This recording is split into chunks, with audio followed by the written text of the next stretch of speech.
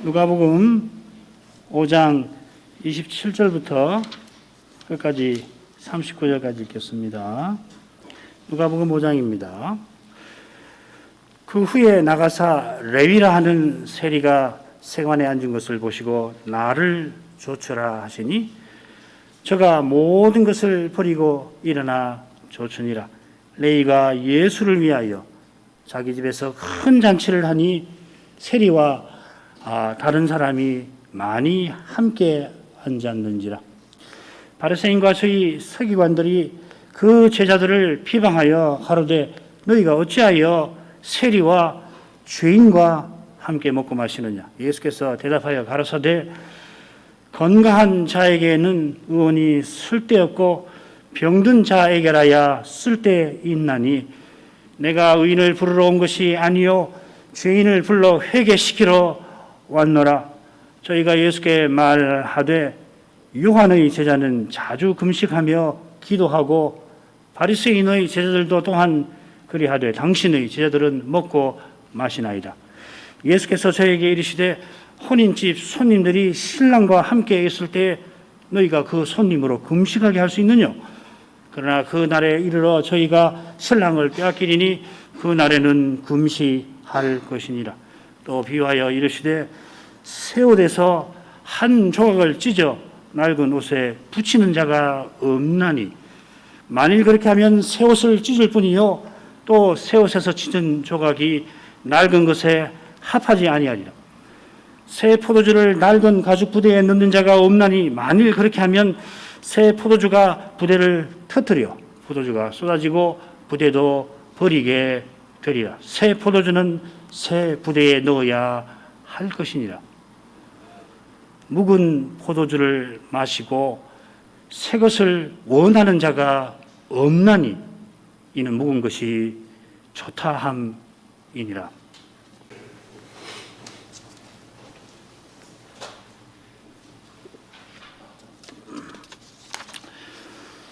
주님께서 베드로와 세자를 부르시고 이어서 문둥병자 그리고 중풍병자를 고치시지요. 지난번에 중풍병자 고치는 사건을 중간쯤 살폈습니다.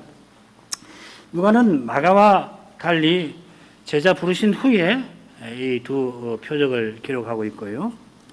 또 마태와 달리 이 두 치유 사건을 이어서 붙여서 기록을 하고 있습니다. 누가가 이렇게 기록한 것은 무엇보다도 주님께서 죄인을 부르러 오셨다 하는 이 점을 교훈하려 함인 듯 합니다. 베드로가 주의 표적에서 주의 영광을 뵙고서는 주여 나를 떠나소서 나는 죄인입니다 고백을 했죠. 그처럼 문둥병자도 똑같은 심정으로 예수님을 주님 주여 하고 부르면서 원하시면 자기 병을 고치실 수 있습니다. 고쳐주십시오. 겸손히 구합니다. 믿음 있는 친구들이 중풍병자를 데려왔을 때 예수님께서는 내 죄의 사함을 받았다 하고서 병자에게 선언하십니다. 그처럼 주님께서 말씀으로 중풍병자를 고치시자 죄 사하시는 하나님의 영광이 드러납니다. 그런데 바리새인들은 내 친구와 중풍병자와는 달리 이 주의 영광을 보지를 못합니다. 죄 사함 받았다 하시는 예수님을 향하여서 참남한 생각을 품습니다. 주님께서 참남한 말을 했다고 생각한 그것이 참남한 거죠. 게다가 그들이 하나님을 위하노라 하면서 실은 하나님의 영광을 더럽힌 겁니다. 바로 거기에 참남의 참남됨이 있고 배도의 배도됨이 있는 겁니다. 자, 지난 시간에 이어서 계속 살피죠. 22절부터 25절까지를 읽겠습니다. 예수께서 그 의논을 아시고 대답하여 가라사대 너희 마음에 무슨 의논을 하느냐? 내 죄 사함 받았느니라 하는 말과 일어나 걸어가라 하는 말이 어느 것이 쉽겠느냐? 그러나 인자가 땅에서 죄를 사는 권세가 있는 줄을 너희로 알게 하리라 하시고 중풍병자에게 말씀하시되 내가 내게 이르노니 일어나 내 침상을 가지고 집으로 가라 하시매 그 사람이 저희 앞에서 곧 일어나 그 누웠던 것을 가지고 하나님께 영광을 돌리며 자기 집으로 돌아가니 21절에 서기관과 바리새인들이 주님을 의논하며 주님을 참남하다고 했는데 주님께서 그들의 의논을 아시고 그들에게 대답하십니다. 대답하실 때 너희 마음에 의논하느냐 하셨으니까 그들이 주님께 직접 또 서로 간에 직접 그런 말을 한 건 아니지요. 마태복음에 보면은 어떤 서기관들이 속으로 이르되 또 마가복음에도 보면 마음에 의논하기를 21절을 보면은 바리새인들이 마치 서로 말을 주고받은 것도 같습니다만은 그게 아니고 각자가 마음에 똑같은 생각이 든 거예요. 이게 굉장히 중요한 겁니다. 누구라 할 것 없이 속으로 바리새인들이 저 참남한 건데 이렇게 생각했다는 거예요. 주님께서 중풍병자에게 죄 사함을 받았느니라 선언하셨는데 어떻게 사람이 되어서 하나님처럼 죄를 사한다 하느냐 생각한 겁니다. 주님에 관한 메시아에 관한 바리새인들의 생각이 드러난 겁니다. 그들이 기대하는 메시아는 위대한 인물이긴 하지만은 그러나 위대한 인물이지만 사람에 불과합니다. 메시아가 하나님이실 리가 그들에게는 없는 거예요. 하나님께서 죄 사하신다 이 생각 자체는 틀린 게 아닙니다만은 메시아가 하나님이실 리가 없다 하는 이 생각은 분명히 틀린 것입니다. 오늘날에 이게 문제 아니에요. 오늘날에 이 기독교에서도 문제가 바로 여기 있는 거 아니에요. 어떻게 인간 예수가 하나님이냐 못 믿겠다는 거 아니에요. 이사야 선지자가 한 아기가 우리에게 낳고 한 아들을 우리에게 주신 바 되었는데 그분은 전능하신 하나님, 영존하신 아버지라 그렇게 전하지 않았습니까? 그들이 누구보다 성경을 잘한다고 자랑했지만은 성경의 가장 중요한 교훈 그리스도가 사람이신 동시에 하나님이셔서 메시아라고 하는 구주라고 하는 것은 알지 못한 겁니다.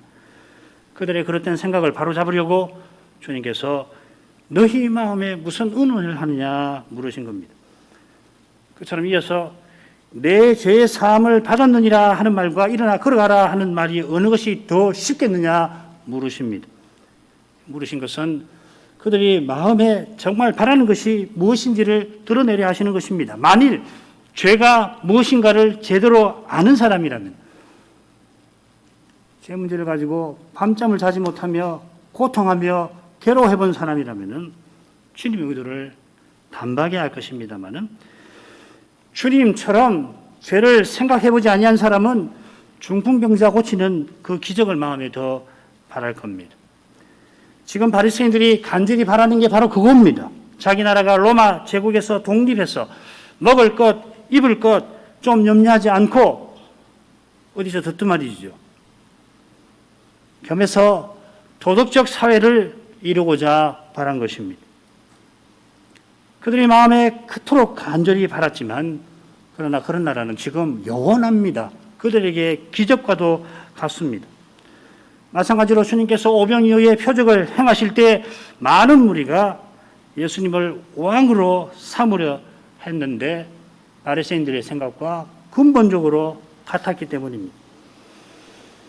바리새인이 저는 다른 사람들과 같이 아니함을 감사합니다 하고서 자신을 백성 위에 높였지만은 그러나 50보 100보입니다. 그런 생각이라 왜 언약의 나라가 포로에서 돌아왔지만은 여전히 인간 제국의 종살이를 하고 있는가? 더욱이 성전을 다시 지었지만은 성전이 왜 도둑의 소굴이 되었는가? 그리고 백성 중에 귀신 들린 사람은 왜 그렇게 많은가? 제대로 생각하지 못한 겁니다. 그러니 바리새인들이 들은 자기가 독사의 자식이 되고 자기네를 충실히 따른 사람은 배나 지옥 자식 된다 꿈에도 생각지 않았을 것입니다. 생각지 못한 그 분명한 사실이 주님의 말씀에 빛에 드러나는 겁니다. 도무지 숨기지 못하게 다 드러날 때 그들은 분노에 휩싸여서 예수님을 죽여서 그 빛을 가리려 할 것입니다. 그런 두려운데 떨어지지 말라고 주님께서 지금 그들의 그랬던 생각을 바로 잡아주시려고 드러내고 계시는 것입니다. 그처럼 주님께서 이어 인자가 땅에서 죄 사하는 권세 있는 줄을 바리새인들에게 알게 하리라 하십니다. 이것이 바리새인들이 알아야 할 가장 중요한 교훈입니다. 그들만 아닙니다. 모든 사람이 깨달아야 할 바입니다. 깨닫고 또 깨닫고 매일 깨달아야 할 것입니다. 예수 믿을 때만 깨닫고 그 다음에는 나는 이제 복음의 기초는 뗐다. 그거 아니에요. 죄 모르는 사람이에요. 삶을 심각하게 들여다보지 못한 사람이에요. 오늘도 우리는 죄를 사하여 주옵소서 기도하며 예배를 시작했습니다. 그거 없이 하나님 앞에 설 수 없습니다. 주의 영광 보이지 않습니다. 죄를 깨닫지 못하는데 주의 영광이 어떻게 보이겠습니까? 안 보이죠. 예배 드렸다. 다른 사람 볼 때 경건하게 예배 드렸다. 그렇게 하고 마는 것이에요. 그들만 아니라 모든 사람이 깨달아야 할 바지만은 그러나 누구나 깨달을 수 있는 거 아닙니다. 성신께서만 깨닫게 하십니다. 그리스도가 하나님의 비밀이라 그렇습니다. 그 비밀스러운 점이 인자 칭호에 잘 드러납니다. 이사야가 오실 메시아께서 하나님이시라고 전에도 깨닫지 못하던 이 바리새인들이 죄를 사하시는 인자를 어떻게 해야 할 것입니까? 메시아를 하나님 아들이라고 하죠. 그들도 압니다. 하나님 아들, 메시아를 하나님 아들이라고 한다. 하나님의 아들이신 메시아도 죄를 사할 수 없다고 생각하는 바리새인이 그 사람의 아들이 그런 권세를 가졌다는 걸 어떻게 받아들이겠습니까? 그러나 주님께서는 자기가 인자라 하시면서 다니엘 7장에 예언한 오신 메시아라 알리시는 것입니다. 다니엘이 7장에서 이상 중에 사납고 무서운 짐승과 같은 세상 제국과 달리 인자 같은 이가 영원한 제국을 세우실 일을 그가 깨달았습니다. 인자 같은 이가 세울 제국은 사람이 하나님의 형상대로 지음받은 그 뜻을 받드는 이루는 나라입니다. 그 나라는 놀랍게도 하나님의 그 형상이신 그리스도가 그 안에서 전부 되시는 그런 사회입니다. 수도 없이 들으셨을 이 표현을 한번 깊이 생각해 보십시오. 얼마나 놀라운 말씀입니까? 그 나라 백성마다 그리스도를 드러냅니다. 그리스도처럼 하나님을 가까이 하고 서로 사랑합니다. 그리스도께서 이를 위해서 십자가 지시고 부활하실 겁니다. 십자가로 죄책을 담당하여서 그래 하나님께 가까이 나아갈 수 있게 하시고 부활로 부활하신 그리스도를 본받아 죄의 권세를 이기게 하십니다. 이 위대한 일은 한낱 사람이 이룰 수 없습니다. 하나님만 하십니다. 하나님이 사람 되셔서 하십니다. 여호와가 여호와의 종으로서 이루십니다. 여호와의 종이 되신 여호와 그분이 바로 예수님이 말씀하시는 인자입니다. 성경에서 나오는 인자를 다 찾아보시면 여호와의 종이 되신 여호와를 가리킬 겁니다. 이 권세를 주님께서 바리새인들에게 알게 하려고 중풍병자에게 내가 네게 이르노니 일어나 나라 하십니다.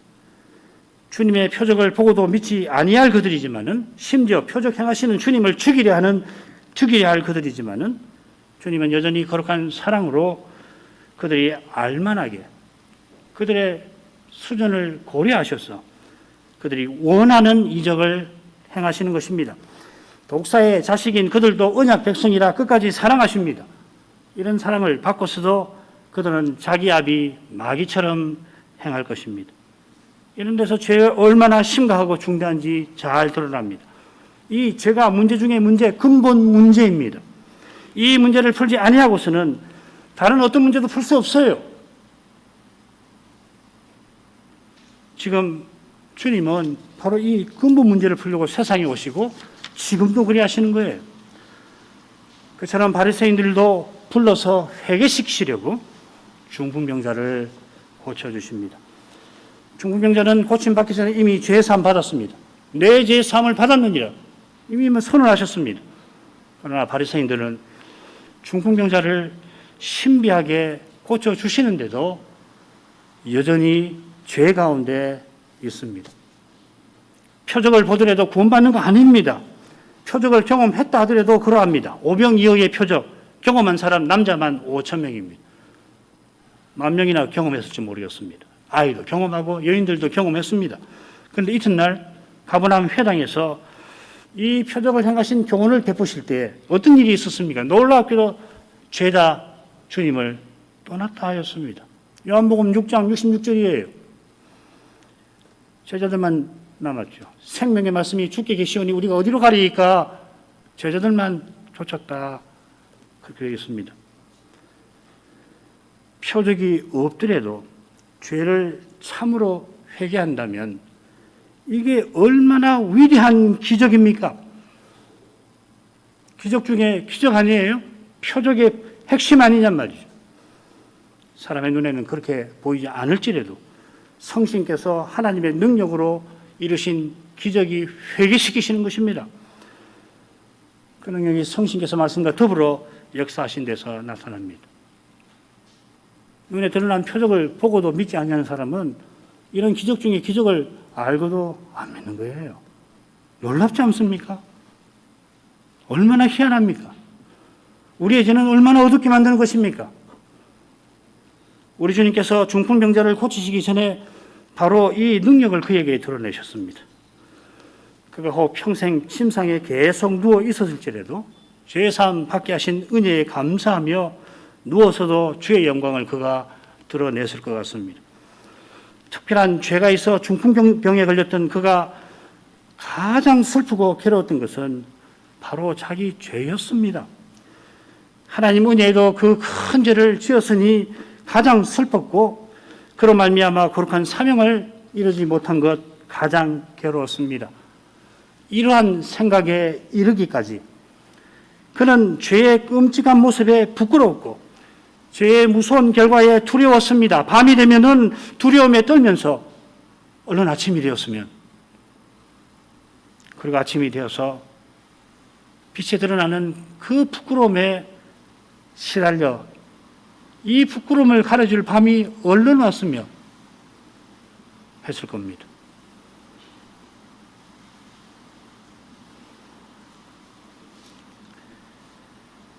어느 순간 말씀의 거룩한 빛이 중풍병자의 마음에 비쳤습니다.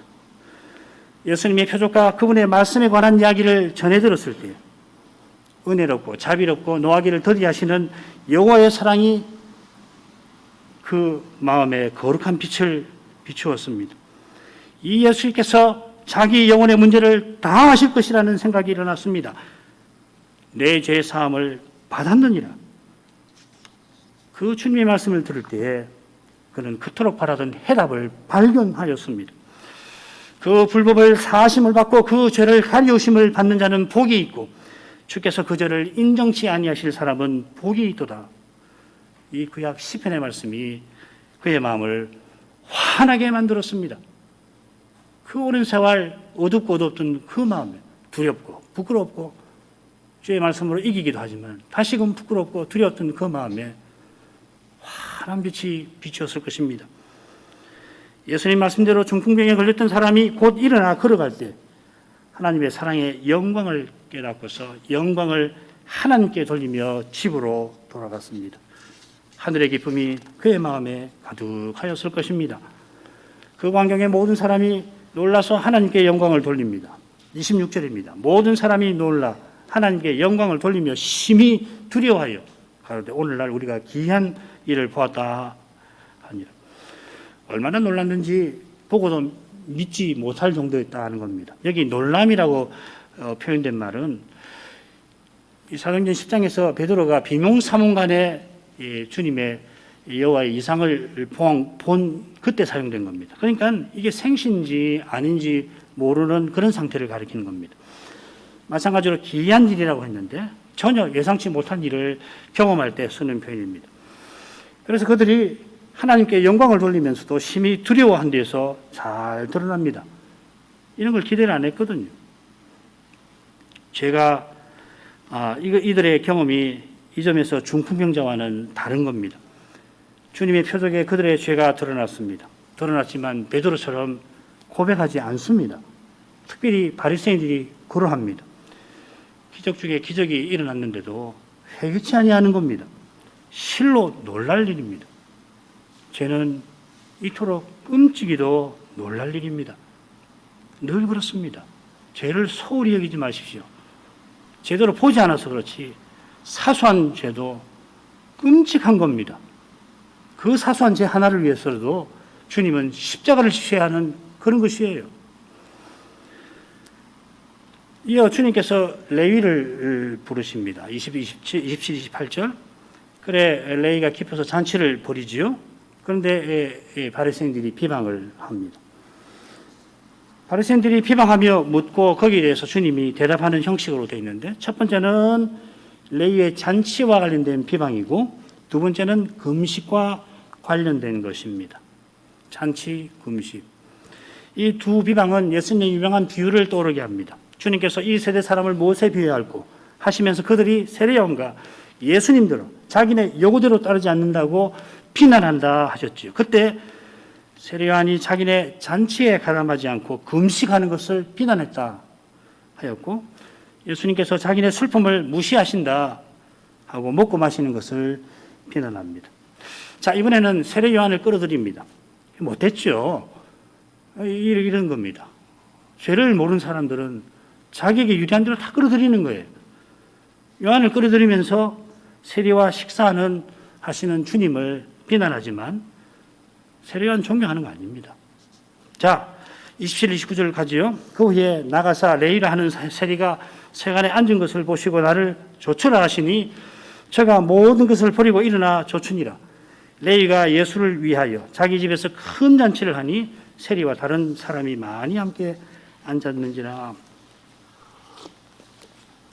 자, 이런 일들 후에 예수님이 나가서 레위를 보셨다 했는데, 아마 집에서 표적들을 행하시고 그 다음에 집 밖으로 나가셨다, 이런 뜻으로 누가는 썼을 겁니다. 마태나 마가복음에 이 사건들이 어떻게 기록되어 있는지를 조사해 보시면 시간 나시면 하십시오. 흥미로울 겁니다. 레위라 하는 세리가 마침 세관에 앉아 있었습니다. 이 레위가 마태복음을 쓴 바로 그 사도 마태입니다. 그래 누가도 마가처럼 사도의 목록을 적을 때는 레위라고 하지 않고 거기는 마태라고 씁니다. 마찬가지로 마태는 마태복음에서 자기를 레위라고 부르지 않습니다. 줄곧 마태라고 부릅니다. 세관에 앉아서 일하고 있었습니다. 주님께서 나를 조추라 하시니 그가 모든 것을 버리고 줬습니다. 베드로, 안드레, 야고보, 요한처럼 주님을 쫓은 거죠. 누가복음 5장 11절에도 그랬습니다. 십자가 지시기 직전에 부자 청년이 재산이 많아서 예수님을 쫓지 못하죠. 모든 재산을 팔아버리고 가난한 자들이 주고 그런 다음 너는 나를 쫓으라 하시니 재물이 많아서 쫓지 못했지요. 그때 베드로가 뭐라고 그러냐면 우리가 우리의 것을 다 버리고 쫓았습니다 합니다. 그러자 예수님이 거기에 대해서 설명을 덧붙이시는데, 하나님 나라를 위해서 집이나 아내나 형제나 부모나 자녀를 버렸다 설명해 주십니다. 그런데 베드로가 오순절 이후에 사도로 봉사할 때 아내와 함께 다니며 봉사한 거 아시지요? 그러니까 그전에도 베드로가 이혼했다든지 또 출가했다든지 그렇지 않습니다. 베드로 장모의 열병을 고쳐주셨죠. 그죠? 주님은 늘 베드로의 집에 가셔서 쉬시고 또 나가서 일하시고, 베드로도 자기 집에 가서 쉬고, 정당한 베드로가 업으로 살다가 부르심 받은 후에는 늘 주님을 모시고 산 겁니다. 정당한 인륜관계를 끊거나 재산을 다 팔아치우거나 한 게 아닙니다. 중요한 것은 주님보다 형제나 부모나 자녀를 더 사랑하지 아니하는 거고, 주님 위해서 자기의 생명도 기꺼이 버리는 것입니다. 이런 태도로 주님께서 지라하신 자기 십자가를 지고 주님을 따르는 것입니다. 자기 십자가는 힘든 일, 슬픈 일 이런 것이 아니라 주님이 주신 소명과 사명과 직분을 가리키는 겁니다. 12사도를 이스라엘 고을에 보내실 때에 주님께서 이러한 명령들을 내리시긴 했지만 우리에게도 내리신 것입니다. 누구든지 그리스도의 몸과 지체로서 소명과 사명을 이루려면 날마다 자기를 부인하고 예수님을 쫓아야 합니다. 바울이 나를 본받으라 했지만은 결국 그리스도를 본받으라 한 거죠. 사도가 얼마나 위대한 삶을 살았는지 압니다마는 왜 위대했나? 그리스도를 그만큼 본받아서 그렇습니다. 우리를 그리스도의 몸 지체로 삼으신 것은 그리스도를 드러내게 하심입니다. 그리스도를 드러내는 이것이 우리의 사명이고 소명입니다. 이 소명을 이루는 길은 사도처럼 모든 것을 버리고 주를 좇는 데서 열리는 것입니다. 쉽진 않죠. 쉬울 수가 없죠. 사람으로 못하지요. 성신으로 하는 것이 하는데 다 주님께 드리는 것이에요. 우리 교회에서는 이야기를 다시 할 필요가 없다고 저는 생각합니다. 우리 교회는 처음부터 이런 복음을 전하고 받은 줄 압니다. 그런 각오로 이 교회에 오신 줄 압니다. 제가 틀렸습니까? 아닐 거예요. 이런 믿음으로 살자고 우리가 독립개신교회로 시작한 줄 알고 있습니다. 이게 낯선 이야기가 아닙니다. 그러나 늘 주의 말씀을 가까이 안 하면 낯선 일이 되어버리고 마는 거예요. 소명을 이루려면, 그리스도를 드러내려면 해보셔서 아시잖아요. 그리스도 드러내시던가요? 안 돼요. 사람은 절대 안 됩니다. 내가 오늘 그리스도를 드러내봐야지, 자녀에게 그리스도 인격을 나타내봐야지 되던가요? 되면 그거 잘못 드러낸 겁니다. 사실은 자기를 부인하고 성신을 전심으로 의지하지 않으면 안 되는 것입니다. 이것은 그처럼 교회와 신자가 갈 길을 알거나 걸으려면 주를 쫓아야 해요. 생명을 다 주님께 맡기고 하는 것이에요. 모든 것을 버리고 주를 좇는 마태가 예수를 위하여 잔치를 벌입니다. 모든 것을 버렸다 했는데 재산권 포기한 거 아니고 돈을 아끼지 아니하고 주님을 위해서 정말 큰 잔치를 벌였습니다. 여기 잔치라는 말, 이 조사를 해보면 신약 성경에 여기만 나옵니다. 구약에 몇 군데 나오는데 조사해 보면 공통점이 있어요. 어마어마한 잔치를 벌인 겁니다. 예를 들면 황제가 신하들을 다 모으고 벌이는 잔치에 쓰입니다. 부족장인 아브라함이 이삭 젖될 때에 부족민들을 위해서 벌인 잔치입니다. 이삭이 그랄 왕하고 조약을 맺을 때에 조약을 맺어서 나누는 잔치니까 국가적인 잔치죠. 그럴 때 쓰는 말이에요. 마태가 어떤 심정으로 잔치를 벌였나? 재산이 굉장히 많았는데 다 쏟아 부을 만한 심령으로 잔치를 벌였다는 이야기입니다. 황제이신 하나님 나라의 왕이신 그분에게 걸맞은 그런 잔치를 벌였다, 이런 생각도 들어요. 오늘 아침에 오면서 생각하니까. 그가 모든 것을 들여서라도 주님을 위해서 잔치를 벌이려 한 겁니다. 마리아가 주님의 장례를 예비하려고 상속받은 모든 것, 그 기름을 다 쏟아부어 드리잖아요. 마리아가 부모님께 받은 건데 결혼하기 전에 그걸로 살아야 하거든요. 결혼하면 그 지참금이거든요. 전부를 쏟았습니다. 주님은 이런 대접을 우리에게 받아 마땅하신 분입니다. 아니, 이런 대접을 드려도 우리에게 분에 넘치는 일입니다. 사람의 제일 되는 목적이 하나님을 영화롭게 하는 것이라는 고백이 바로 이것입니다. 주님은 고작 나의 지상적인 행복을 위해서 심지어 인류의 현실적 문제 그것을 풀어주시려고 물끄러미 곁에 서서 대기해 계시는 분 아닙니다. 우리가 우리 행복을 위해서 마음대로 부를 수 있는 그런 분 아닙니다. 우리 기도는 이런 것 돼서는 안 됩니다. 우리 전부를 드려도 부족한 그런 분이십니다. 우리가 모시고 또 모신들 과분한 분이에요, 여전히. 주님을 위하여 큰 잔치를 벌인 마태는 많은 세리와 다른 사람을 자기 집에 청했습니다. 뭡니까? 주님을 참으로 위하는 사람이 이웃을 참으로 위하는 것이다 하는 것입니다. 마태는 주님의 제자로 부름받은 뜻을 처음부터 이렇게 이루어가고 있습니다. 스스로 사도로서 뭔가를 했다 하는 것이 아니고 자기 같은 죄인을 사도로 부르신 주님의 사랑에 이끌려서 이렇게 한 겁니다. 오순절 이후에 그가 천하에 나가서 복음 전할 때도 다르지 않습니다. 주님의 부활과 십자가에 나타난 하나님의 사랑이 강건하여서 한 겁니다. 우리가 이 시대에 그리스도의 몸과 지체로 서나가는 길 똑같습니다. 주님의 거룩한 사랑의 영광을 뵙는 그것이에요. 예배에서. 다른 방법 없습니다. 그 영광이 우리를 주님을 닮게 합니다. 그리스도를 닮는 이것이 우리의 사명입니다. 주님께서 뭐 하겠다고 생각하시기에 앞서서 닮아야 합니다. 우리 교회 사명은 실은 별난 거 아니에요. 교회라면 다 하는 것이에요. 해야 하는 것이에요. 그런데 이것이 제사장 나라와 거룩한 백성의 사명이죠. 율법의 정신을 좇는 겁니다. 마태처럼 주님을 위하여 살아서 이웃을 참으로 위하는 그러한 삶입니다. 30절부터 32절 읽겠습니다. 바리새인과 서기관들이 그 제자들을 비방하여 가로되 너희가 어찌하여 세리와 죄인과 함께 먹고 마시느냐. 예수께서 대답하여 가로되 건강한 자에게는 의원이 쓸데없고 병든 자에게라야 쓸데있나니 내가 의인을 부르러 온 것이 아니요 죄인을 불러 회개시키러 왔노라. 바리새인과 서기관들이 다시 등장합니다. 이들이 중풍병자 고치실 때에 그 집안에 함께 있던 바로 그들일 겁니다. 그들이 예수님의 제자들을 비방합니다. 비방하는 이유가 뭐냐면 세리와 죄인과 함께 먹고 마시는 데 있습니다. 많은 사람을 청했는데 세리와 다른 많은 사람을 청했는데 이들의 눈에는 세리 말고는 다 죄인으로 보이는 거예요. 그 많은 사람들이 다 죄인이에요. 그 말이죠. 놀랍지 않습니까?